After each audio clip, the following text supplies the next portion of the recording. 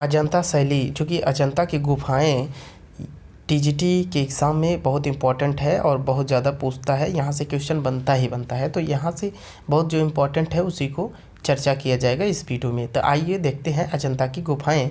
भारतीय चित्रकला की अमर स्मारक अजंता की गुफाएं महाराष्ट्र राज्य में औरंगाबाद से 100 किलोमीटर, बम्बई से फरीदपुर से 6 किलोमीटर तथा जलगांव से 54 किलोमीटर की दूरी पर स्थित है। क्या? अजंता की गुफा।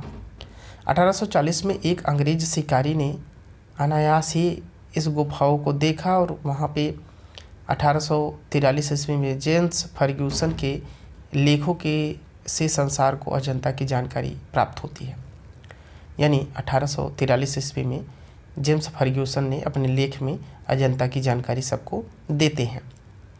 1914 में निज़ाम सरकार ने पुरातत्व विभाग की स्थापना करके इन गुफाओं का पुनरुद्धार किया और यहाँ 30 गुफाएं उस टाइम मिली। ठीक है, 30 गुफाएं हैं जो बड़े बड़े पर्वतों को काटकर 1.5 किलोमीटर के अर्धवृत्ताकार में स्थित है। तो पहले 29 गुफा मिली थी, बाद में 15 नाम रखा गया, 15 और 16 के बीच में 15। ठीक है, तो 30 गुफाएं हो गई। तो जैसा कि आपको पहले ही मैं अजंता की गुफाओं के बारे में विधिवत बता चुका हूं, तो इस वीडियो में केवल शार्ट ही रहेगा, जो कि बहुत अच्छी जानकारी भी मिलेगी। तो घेरे में एक सिरे से दूसरे सिरे तक बनी हुई अर्धवृत्ताकार में बनी है अजंता की गुफा। पूछा जाता है घोड़े की नाल के आकार का उसमें ऑप्शन दिया रहता है, तो वही आप टिक करेंगे। ठीक है, तो इन गुफाओं में मूर्तिकला, चित्रकला तथा वास्तुकला का अनुपम संयोग मिलता है। भक्ति, उपासना और प्रेम की त्रिवेणी का मनोरम जो है संगम वहाँ पे प्राप्त होता है, दिखाई देता है। इन गुफाओं को 2 वर्गों में रखा जा सकता है, जैसे कि स्तूप तथा विहार। इन दोनों प्रकार की गुफाओं की दीवारों तथा छतों पर भगवान तथागत बुद्ध के जीवन दर्शन के व्यक्ति और समस्पष्टि दोनों पक्षों को सुंदर से चित्रकारी की गई है। इन चित्रों में पशु पक्षियों के साथ पुष्प, अलौकिक पशु नाम राक्षस और गरुण, यक्ष, बैल, बंदर आदि का चित्र भी बना है। लगभग प्रथम शताब्दी से लेकर 7वीं शताब्दी तक अजंता कृतियों का निर्माण, पुनरुद्धार और पुनर्संस्कार होता रहा। इस प्रकार अनेकता में का अभाव दिखाई देता रहा। इसी में आपको एलोरा की जानकारी मैं दे रहा हूँ, क्योंकि अजंता की गुफाओं की जानकारी विधिवत इससे पहले वाली वीडियो में मैं दिया हूँ। डिस्क्रिप्शन में उसका लिंक है, आप वहाँ से जाके देख लीजिए। इसमें आपको अजंता, एलोरा और बाघ गुफाओं की सारी जानकारी का मतलब है जो प्रमुख जानकारी है, जहाँ यहाँ से भी क्वेश्चन बनता है, तो वो जानना जरूरी है, इसलिए मैं यहाँ पे दे रहा हूँ। तो एलोरा गुफाएँ महाराष्ट्र के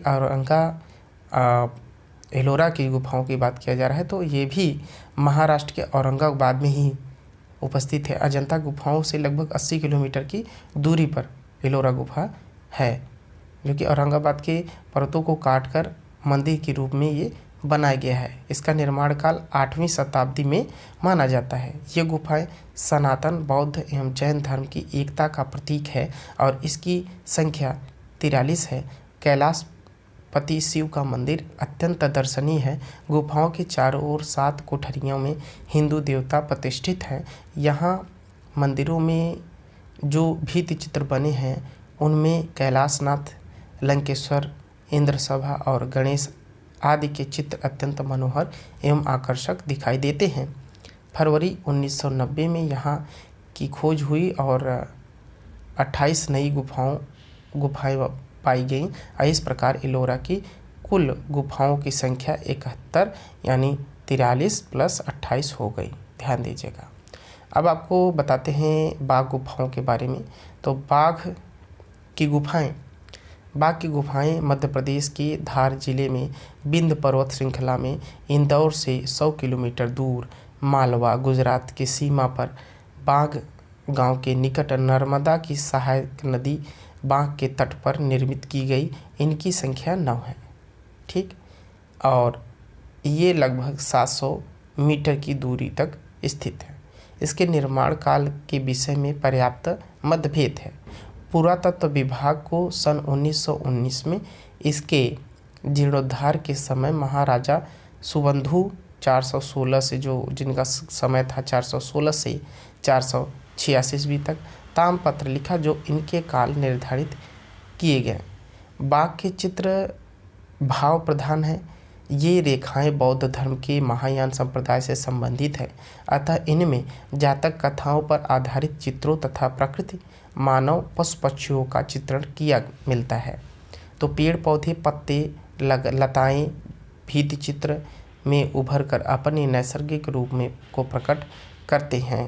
यहाँ पे कुछ चित्र बुद्ध, बोधिसत्व, राजपुरुषों, राज परिवार की स्त्रियों, गायक गायिकाओं, नर्तकों, नर्तकियों, घुड़सवारों, हाथियों, घोड़ों तथा पक्षियों के चित्र भी बने हैं। और इन गुफाओं में हाथी तथा बैल के चित्र भी जिनका चित्रांकन बहुत ही सुंदर से किया गया है। दोस्तों, आपको इस वीडियो में मैं अजंता, एलोरा, बाघ, एलिफेंटा, बादामी सभी गुफाओं के बारे में बता दे रहा हूँ, थोड़ा थोड़ा बेसिक, लेकिन विधिवत मैं और पीछे बना चुका हूँ वीडियो, और अच्छा भी वीडियो बनाऊँगा इसी चैप्टर के बाद जो रहेगा मेरा अजंता पे विधिवत जानकारी आपके पास पहुँचेगी। तो आइए एलिफेंटा गुफा के बारे में भी देख लेते हैं, जो कि मुंबई, जिसे धारापुरी कहा जाता था, तो मुंबई में स्थित है। ये प्रसिद्ध गुफाएं मुंबई बंदरगाह से 9 किलोमीटर, कहीं कहीं पे 12 किलोमीटर भी लिखा रहता है, यानी जो गेटवे ऑफ इंडिया बना है वहाँ से पानी के अंदर 12 किलोमीटर। इसका वास्तविक नाम धारा नगरी है और एलिफेंटा नाम पुर्तगालियों द्वारा रखा गया था, क्योंकि यहाँ एक पत्थर का हाथी बना था जो इस समय prince of Wales museum Bombay में स्थित है। आपको एक जानकारी दे दें कि प्रिंस ऑफ वेल्स म्यूज़ियम जो है इसका नाम अभी चेंज हो गया है, प्रिंस ऑफ वेल्स म्यूज़ियम से छत्रपति शिवाजी म्यूज़ियम हो गया है। ठीक है, और ये गुफाएं एक बड़ी पहाड़ी को काटकर बनाई गई हैं। इस गुफा मंदिर में 9 प्रतिमाएं हैं, जिनमें भगवान शिव के विविध रूपों को दर्शाया गया है। सर्वाधिक आकर्षण प्रतिमा त्रिमूर्ति शिव की है, जो 23 से 24 फीट लंबी और 17 फीट ऊंची है, और इनमें अकेले शिव के ही 3 रूप प्रस्तुत किए गए हैं। भगवान शिव की अर्धनारीश्वर प्रतिमा दर्शन और कला का अनुपम संयोग है।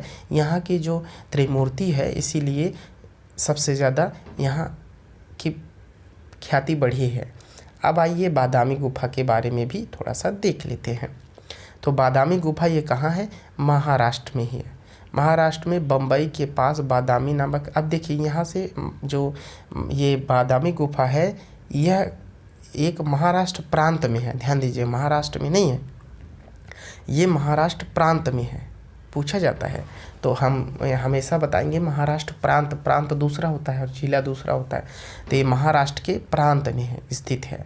ठीक है, और जिनका निर्माण चालुक्य नरेशों ने करवाया था, और इन्हीं गुफाओं में भित्ति चित्र अत्यंत भावपूर्ण रूप से किए गए हैं। इसमें अत्यंत मनोहर चित्र एवं प्रतीका। अब पूछा जाए बादामी गुफा शिव से संबंधित है, शिव विवाह से संबंधित चित्र बने हैं वहाँ पे। ठीक है, ये सभी पूछा जाता है। अब आपको थोड़ा सा बता देते हैं सित्तनवासन के बारे में। सित्तनवासन तमिलनाडु के मद्रास के समीप तंजौर के निकट स्थित है। ठीक है, सित्तनवासन, यहाँ पल्लव नरेश महेंद्र वर्मन प्रथम और उनके पुत्र नरसिंह वर्मन ने अनेक गुहा मंदिरों का निर्माण करवाया था। इन्हीं गुफा मंदिरों की दीवारों पर निर्मित अनेक चित्र हैं, जिनकी भाव भंगिमा, हस्त मुद्रा, आकृति एवं अलंकरण अत्यंत जीवंत शैली में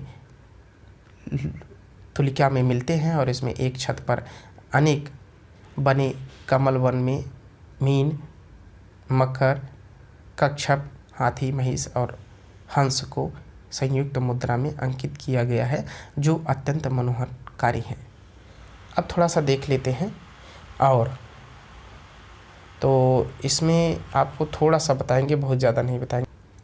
भीमबेटका, आदमगढ़ एवं महादेव, तो ये 3 स्थल भारतीय चित्रकला के प्राचीनतम साक्ष्यतम प्रमाण प्रस्तुत करते हैं, और इन स्थानों में मध्य पाषाण काल की चित्रकला के प्रमाण मिले हैं। इन पेंटिंग में जंगली भैंसे, हाथी, शेर, गैंडा, सूअर आदि जंगली जानवरों के चित्र मिलते हैं। प्रारंभिक चित्रों की तुलना में बाद में चित्रों का आकार कुछ छोटा बड़ा, और परंतु इसके जो चित्र हुए हैं विषयों की विविधता दिखाई देती है।